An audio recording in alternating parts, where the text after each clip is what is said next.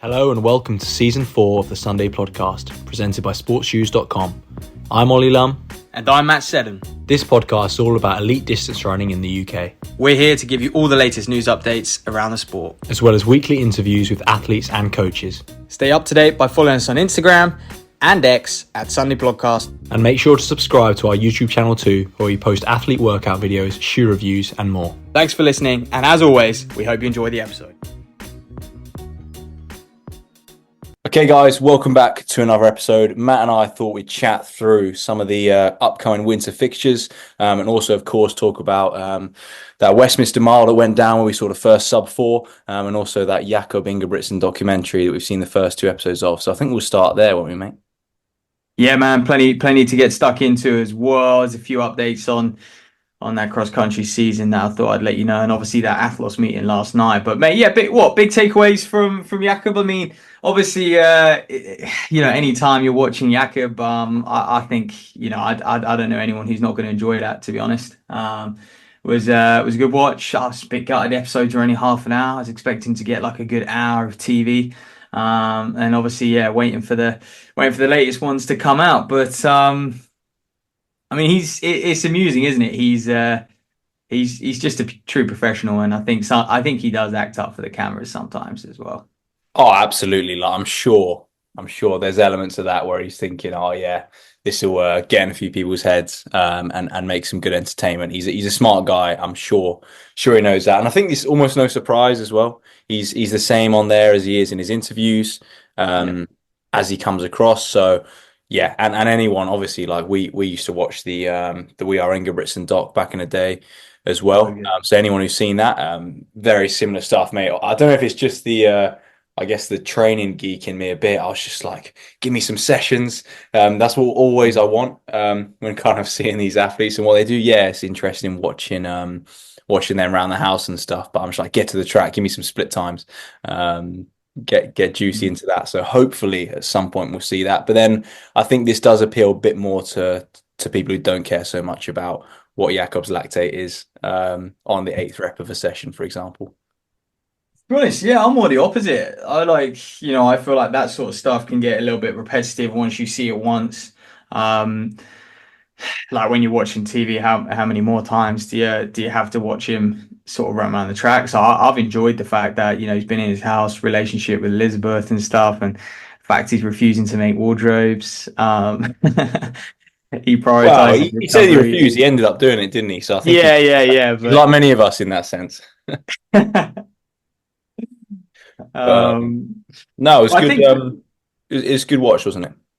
Yeah, it was. And I think and I don't know if it's just, Philip and Henrik are a little bit older and stuff as well, but I definitely think that Jakob is just wired a little bit differently. Like, obviously Elizabeth, like, and I think most people, I don't know many people who would do this. I mean, I remember kind of Farah was similar in the Olympic Games and stuff, but his wife's 8 weeks away from giving birth, and she's out in flag with him, and I think she was set to go home, and Jakob then wouldn't see her again until pretty much the birth. He would, fly in, for the last week or so, and so that like crucial time of the pregnancy, and I think he even came out and said, how amazing she's been.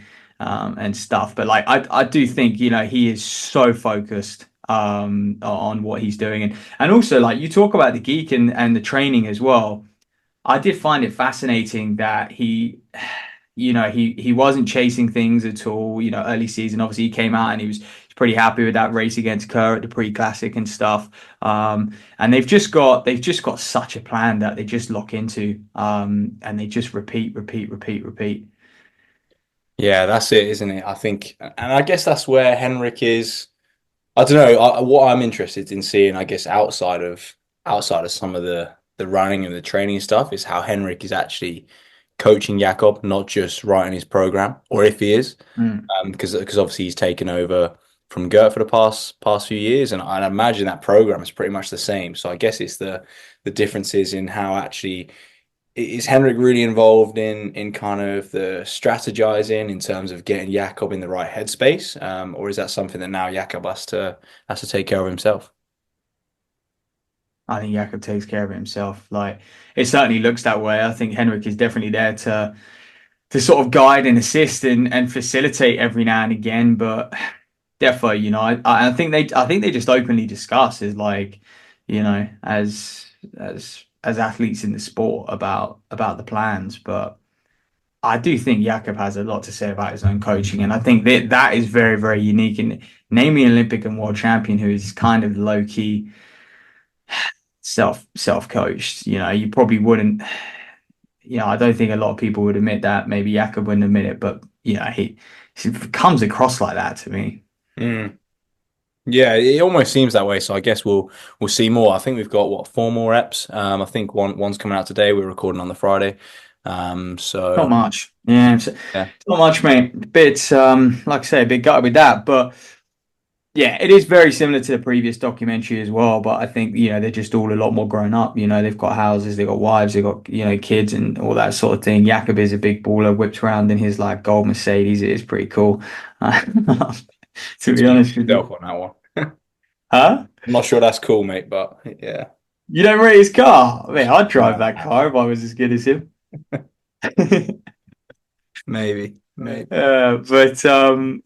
But yeah, so but the previous ones were good to be fair. Like back in it, you can see Jakob like a lot younger as well in those ones and stuff as well. So, but I think it's crazy to think he's just still only 23 as well.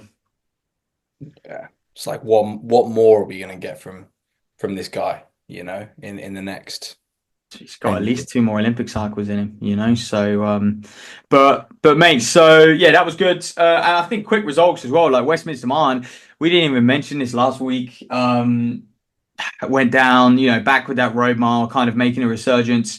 BMC at the end of the season, putting on a pretty good race, and I always liked it. I preferred the time of year. I definitely think a road mile in May, that Westminster Road Mile in May, used to be really, really good. Used to get some great names out. And it was just like a road mile that time of year works really well because it was like a soft open to the track season, and then you would go on to the track season. So yeah, I'm not sure about it in September, but I'm not gonna lie, some pretty good races. Wigfield winning in 350. The results say 358, but then I think officially it was 359. James Young running well for 4 flat. Jacob Khan as well, 401. Those guys seem to be away and clear. Will Paulson, first race back in 2 years, apparently, man. Must have been 2 years ago we had him on the podcast when he ran 333.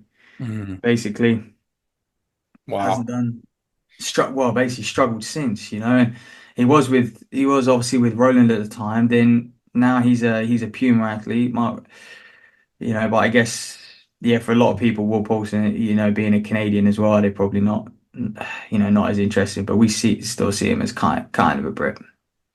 Yeah, for sure. And obviously we hope he kind of gets back to some of that form as well, because it's always good to see athletes, even if he's running for Canada now, like who've come out of a British kind of British system, system.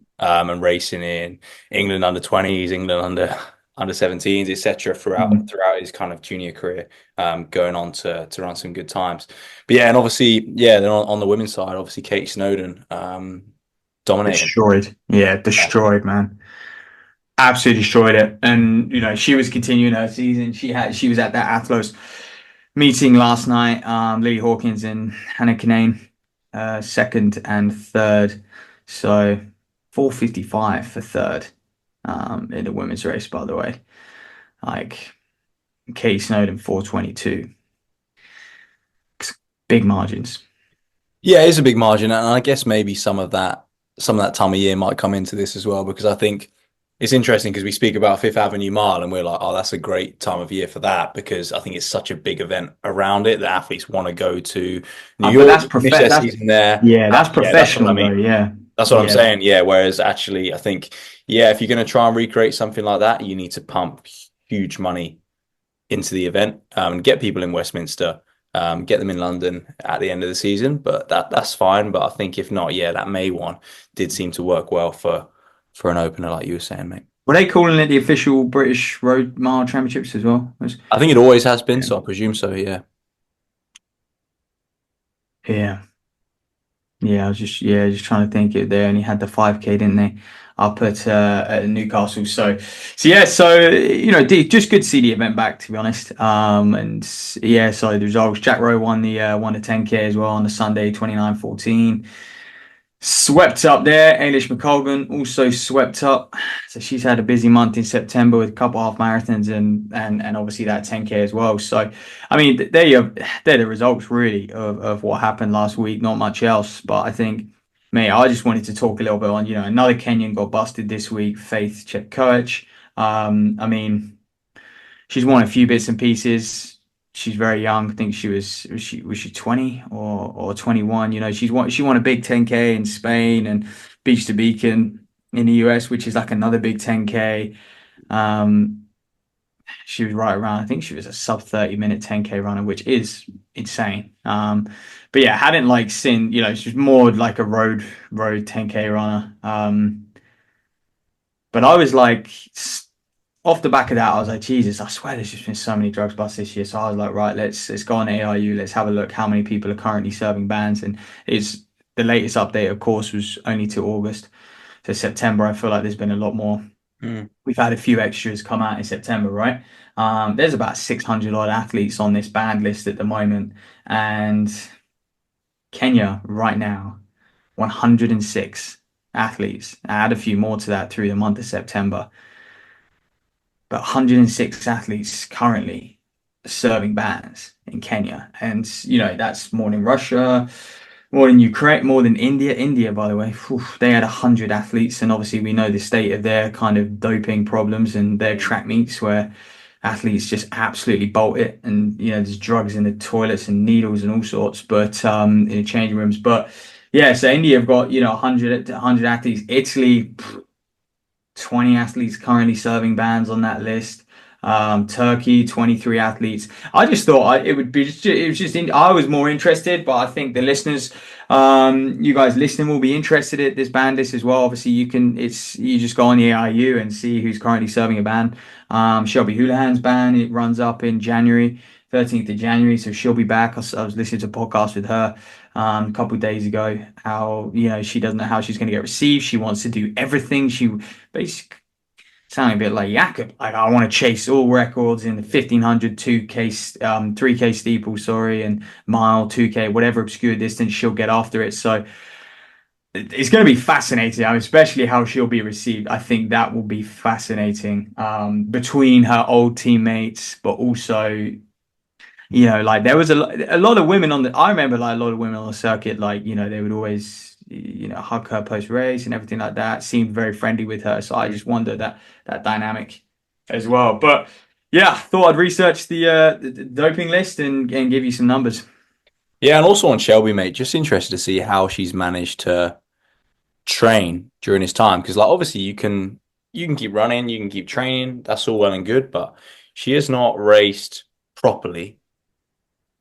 Because I believe, was it a couple of years ago, or there has been a time she did do some sort of race, didn't she? She Because does people, time trials and stuff, doesn't she? but didn't she do like a turkey trot or something like that as Oh, well? she might have done, yeah. Yeah, I seem to recall anyway. So yeah, Yeah. but yeah, it'll be interesting to see how much that kind of had an influence. Because particularly at the pro level, I do think, yeah, like training's great, but actually going through, and if you say you run, but for a man, for example, 1500, say you run 10 330s in a season, or 330 to 333s, that is like a significant portion of training in itself, Yeah, putting you on each year or knowing absolutely. how to run that time. Also, the events, like, she comes back and starts running 357s, 358s. Like, that's not even getting you an Olympic final. It's not even that won't get you in a world's final. It won't even make, actually. Being American, she wouldn't even be at the World Championships. So the event has moved on.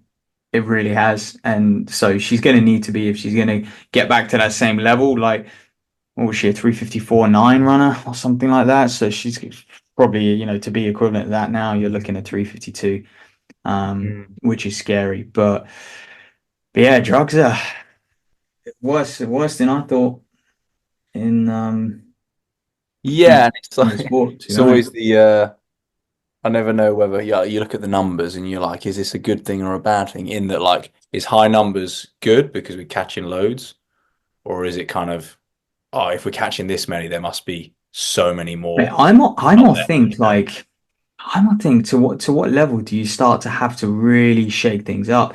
With Kenya over 100 athletes currently serving bans, like Dude, we in the UK we probably have 20 professional athletes who are eligible for doping. Maybe more than that actually. That's probably a bit silly, but yeah, I'm talking just in distance, by the way, because predominantly, all those Kenyan athletes were distance runners as well. When I looked through the couple in shorter sprints, but basically all distance runners. So, but yeah, do you reckon there's probably about 20 distance runners who are on the doping list? Maybe a few more. Yeah, I'm sure there is a few more. Like, On the world, I'm talking about, the world doping where I think you have to submit an hour a day, don't you? Every single day. yeah, true. But obviously, yeah, Um, there's quite a few more that would get tested, um, like in competition. Like for example, like even like I know races in Cardiff, like Cardiff 10K and stuff. I've seen people, they um, have to do a certain level of yeah, gone for doping control. been tested afterwards, Yeah. for like for winning that. So that's really good to see. So I've always thought that, like if on a kind of a domestic level, that Mm. races like that, because there is prize money. It's not huge prize money, but like when there No. is, Yeah. that does take place. Yeah. But I guess yeah, like for people who actually do a whereabouts test, yeah, I'm not sure how many athletes we'd have How in many the have to do that? UK. Well, moving to a more interesting topic, man, a more exciting topic. There, Athlos meeting last night. 36 women, 36 very, very good women in New York. Just basically, it was just kind of just a big event, celebration of like women's track. I won't say field because there were no field events. And I mean, this to me is this is like the idea, how you picture Grand Slam being with just track events Mm. and smaller fields, 8 athletes and stuff. It seemed very similar. Um, but I tell you what, just basically in this sport, just money talks. Like athletes are all at a level where like they'll race for a payday. And it had some premium fields, lots of Olympic champions, Olympic medalists, 60 grand dollars, $60,000 for the winner. Second was like 25,000. It did drop away a fair bit if you got sixth, but it was more the way they were treated. They're all flying out private jets. I think Grand Slam said they were going to do that as well, right? Fly athletes first class or in private jets. These women had like a red carpet event a couple nights before the event. They were getting got a nice crown and stuff. It was real showbiz stuff, man. And then on top of that, on top of the prize money, 10% of all this revenue went to the athletes. So any all the revenue that the meet made, Mm. 10% of that went to the athletes on top of the prize money. So I thought that's a serious payday for some of these athletes. Katie Snowden, Darren Eater did the 100, but Katie Snowden unfortunately came out the back door in the 1500 after probably a pretty long season and stuff anyway. But Kipyegon won the 1500 by the way. But yeah, it was cool. Yeah, it's one of the things, and quite right too. The athletes should take some cut of the revenue because at the end of the day, they are like this is any other industry. They're the entertainment. They're the film stars or whoever it is who people are coming to watch. So Yeah. yeah, I I think agree. I mean, I watched it last night and I was impressed. I thought it was much better than a Diamond League viewing. I really, really did. It just made sense. Another thing as well, like the production and the kind of TV was really good. You got to know every athlete and they introduced every athlete and they didn't just like introduce them, but they clearly are basically, I think the meet directors and the organizers were in communication with the athletes heavily throughout the whole season and stuff. And they had so much info and background on these athletes, to what university degrees they did, obviously kind of races and stuff they've done this season's an easy one, but just had so much detail. I learned so much from it about a lot of the athletes competing. And then they all had like their own little VTs and introductions, and actually, for these women, I think that's huge because anyone watching that, you know a lot of detail about every single person who lined up. And it was only six per event, so you could do that. You had the time, you had the timetable to sort of give each athlete a bit of airtime. yeah, versus Diamond League, it's hilarious when they like pan across 30 athletes and stop at about three of them just to let them wave for an extra 2 seconds. But you have I to, don't know. yeah. I guess, yeah. It's difficult in distance races, isn't it? Yeah, But It's cool though. It's cool. Like it's just cool to see lots of different people trying these new events because that's my only, I guess, my only thing with like Grand Slam or versus Diamond League argument is that like fine, yeah, Grand Slam, great. I do hope it is really good. But if then that just takes over and then the Grand Slam just becomes the Diamond League, we're then just at almost another issue where one organization just has the monopoly over like what races go on, you know. So I think as long I as it think opportunities for lots of yeah, people, then it's fine. yeah. I mean, I just think like there seems to be a lot of money getting into this sport, and it can only be a good thing. Like the more, I think we can sit here and we can critique meets, and this meet again, was right at the end of the season. The actual meet was meaningless. Like Yeah, yeah. no one cared about the results, but if athletes can like just start to earn like a serious wedge from these things, And if it showcases that these events can be put on, and then that kind of catapults other people doing similar things throughout the season, or thinking, okay, yeah, we're gonna have a real proper, I guess, like what the Diamond League should be, like a proper series throughout the whole season, you know, like a league. mm, Um, yeah, then I that's mean, the guy who organized this, what was he? Found a Reddit, I think.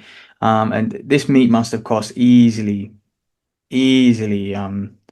Prize money alone was about 600K. So easily sort of in the millions, which is scary for like for a track meet with yeah. I wonder five how much thousand it costs to fans. put on a Diamond League, right? I have no idea, absolutely no idea.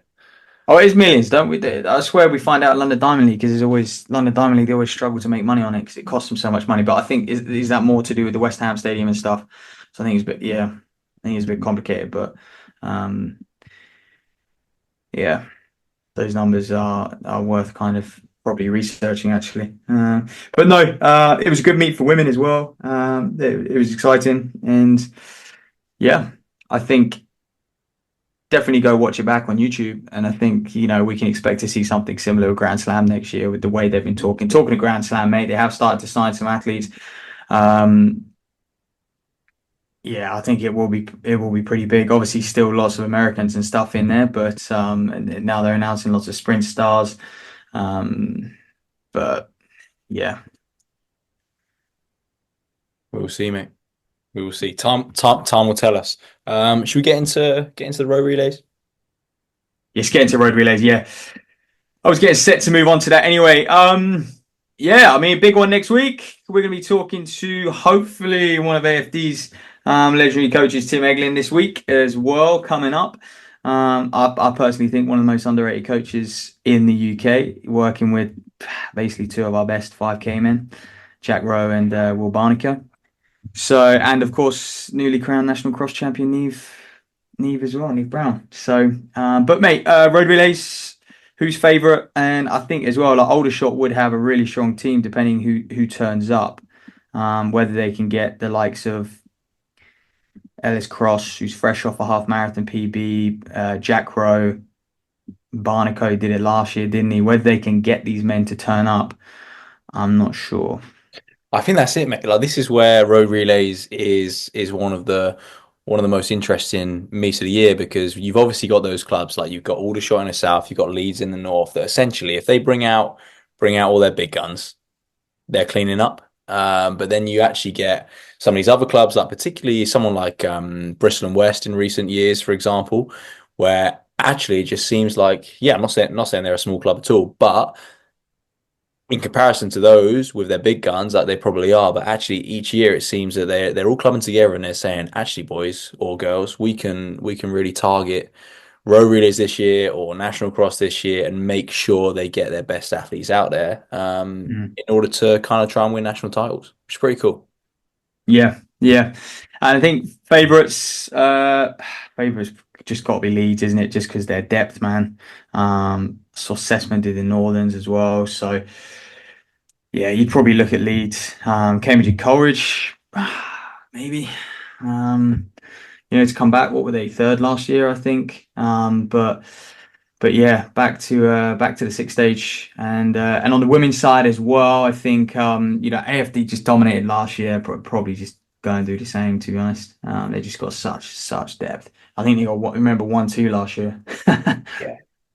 Yeah, maybe they'll go 1, 2, 3 this year. Who knows how many teams they've got in there. So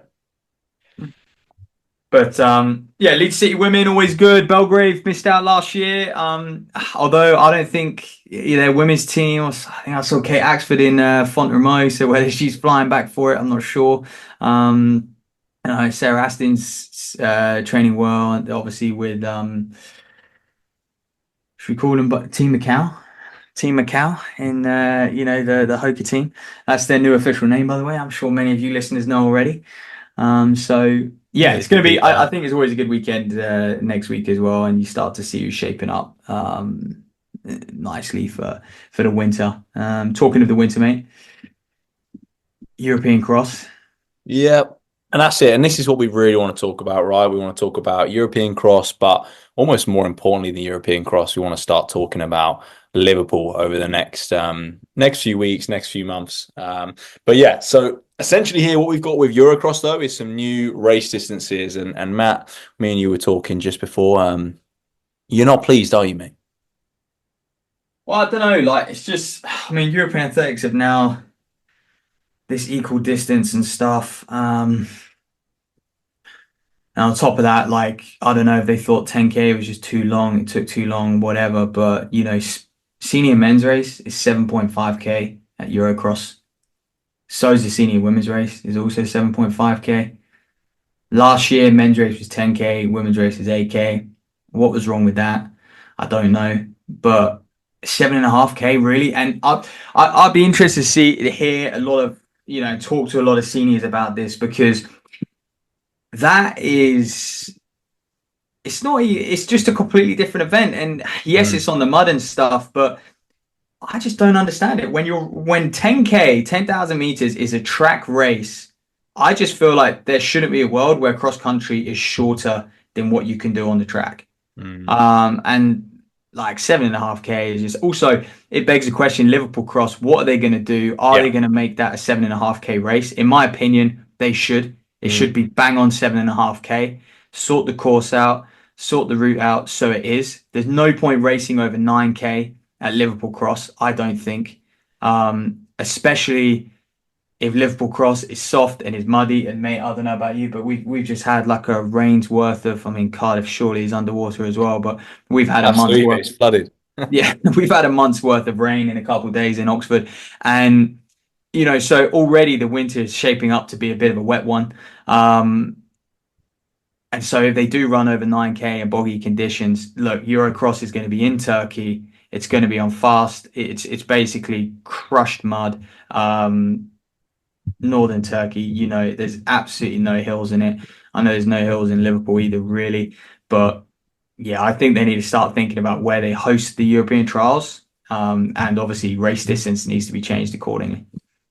I don't know about hosting. I think that No, that I live. genuinely do know. I do think about hosting, man, because boggy Liverpool, I mean, completely different lineup. Mate, I think the where in the UK are you going to get a course that is Mate, you can find them. Like less you that just is less boggy at that you time of just year? have to think. I'm not being. Yeah, look, Liverpool's got great history. It does, and I think it's a great course. It's a great spectator course. They look the car park's never flooded, so I just think it's always Just, worked in I that mean, sense, and yeah, I do it think depends. Yeah, it just depends if they want to really kind of take their best team, or do we want a Eurocross where we go, yeah, but if we had so and so, it's going to be one of those. But you say where can they host it, mate? There's loads of like parks in the UK that are like kind of really firm. I mean, take Bushy Park. Like you could obviously never host it in Bushy Park, but that's a prime example of the sort of surface you're looking at. Like even the grass in Bushy Park's like firm all year round. Um, yeah, I'm trying to think of other places, yeah, but I don't know. I think on the distance though, you're bang on, mate. I think the distances for the trials race need to be exactly the same yeah. as what they're trialing for, essentially. Also, it's 7.5K is very, very short for senior men. I think it's short for senior women as well. Um, Even just like both 8K, it wouldn't annoy me so It much. I still mean, would have annoyed me, why, mate. Like 8K why is is just seven not and a half even. K? Like it's just not even not even I a thing. just think minimum 10K for a world class cross country race. People should be at a 10K. It's interesting. The race can unfold, etc. But for the under 20s, mate, 4.5K. Also, under 23s. Let's not forget. So basically, a lot of our best GB runners is Mm. race over under 23s is 6K.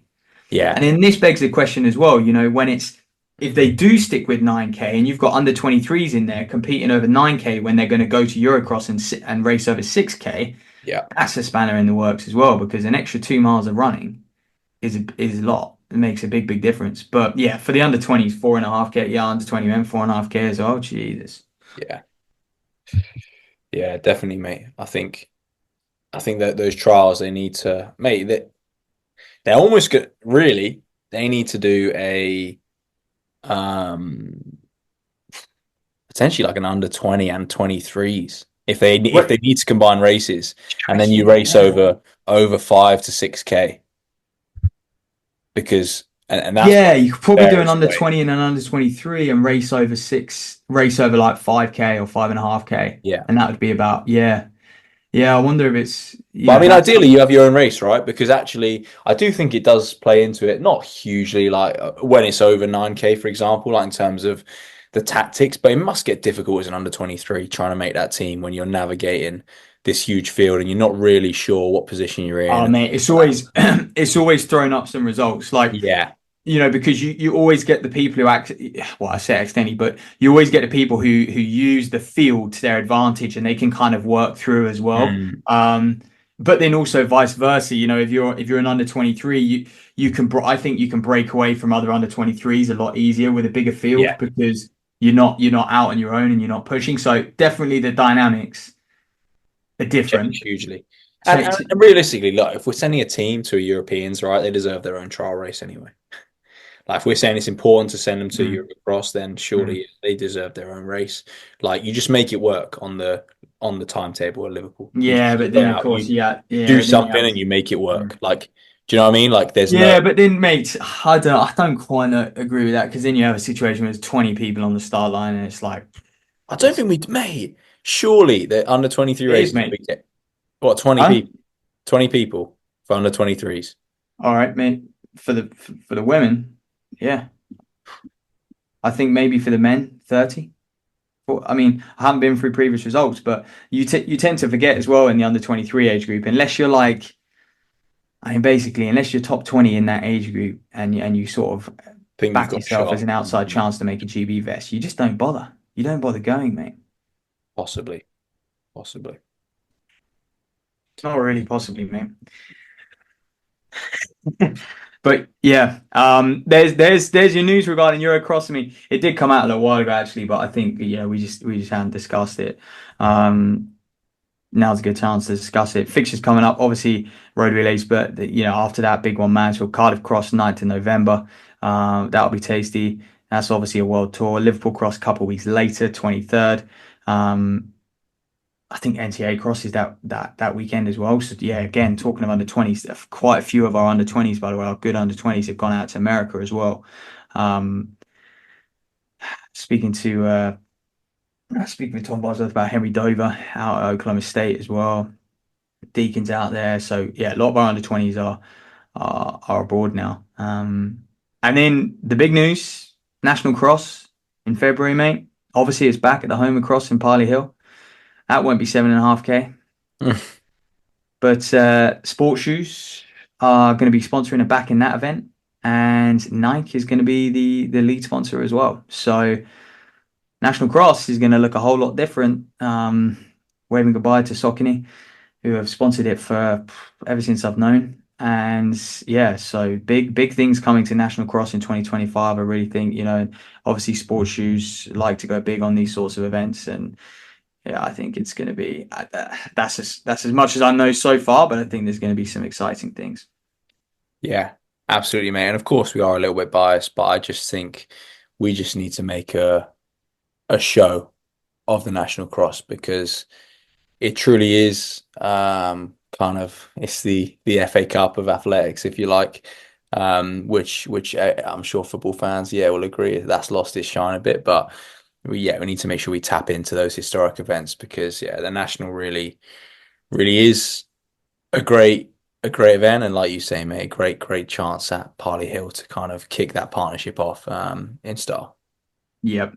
And I think, and also with, by the way, there'll be another one in February the 8th in Temple Newsam in Leeds. And that'll be another big cross challenge. And I think, the cross challenge now are just going to be the four races. Obviously, it's going to finish in March at the Inter-Counties. I'm not 100% sure that location, not even sure it's been confirmed yet. But I think, again, that one on February the 8th cross challenge is going to be big, fairly easy to get to.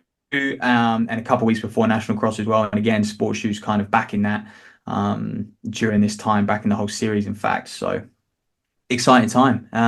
So yeah, there's the cross. I think, yeah, we wanted to talk a little bit about the ranking points just to give a little bit of context where the Brits ended up at the end of the season as well, at the end of the track season. So considering 3 per country, I was more digging, again, I know you always tell me it doesn't matter, like we're not going to take people in ranking spots, but kind of what points you needed to basically, what ranking points you needed to qualify for a ranking spot. Yeah, no, I think my thing's more just like when we're in the track season and we're looking at who potentially might make a team. I'm sort of like, mate, you waste too many hours on that website when people aren't going to actually get selected anyway. But I do think it's interesting. Like we were obviously chatting before we start recording, just about like people like Zach, your brother, where he finished up because he was someone that obviously there was a good like movement from fans, people who love the sport around. Oh, we should be taking these athletes. But he's someone who, I guess, because people don't really realize how close they are, wasn't considered to be anywhere close to rankings, and someone like him ended up in what 35th? Were you saying, mate? 34th? Phil Norman 34th. Obviously, we know he just missed out on by time, Yeah, and also, but ranking, he was just inside the spots, and yeah, bro was 35th, and back still a few races towards the end of the year, 38th, I think. But when you put it into context, obviously this is just on points. This is not obviously it does take into account their time and stuff, but in the 5K. Our lads in the 5K, George Mills, highest one. He's 33rd on the rankings. This is 3 per country, by the way. Westy, 39th. So, these guys, and that includes, Mills's European silver over the 5,000 stuff as well. So it's, yeah, it's, and then, you go through a few other events as well. But basically, the points wise to qualify. And it's so, and obviously what athletics have done their homework, but basically it's about 1,200 points, between 1,200 and 1,210 points, because in the 5,000, that would get you, about 35th or just inside the top 40. In the 1,500, where they have a few more runners, that would get you 50th. And this is both on the men's and women's side, by the way. It's very, very even. So, yeah, but yeah, yeah, whereas you think the best in the world, they're up at like pretty much, I mean, Jakob's on like just under 1,500 points. Kipyegon's on 1,500 points. Kerr's on just under 1,400 points. So, yeah, I just thought I'd give a bit of context to these rankings. I still believe that they are going to become more important over the next few years. That's why I'm like following it and tracking it. yeah. But it might fall out of Absolutely, mate. fashion.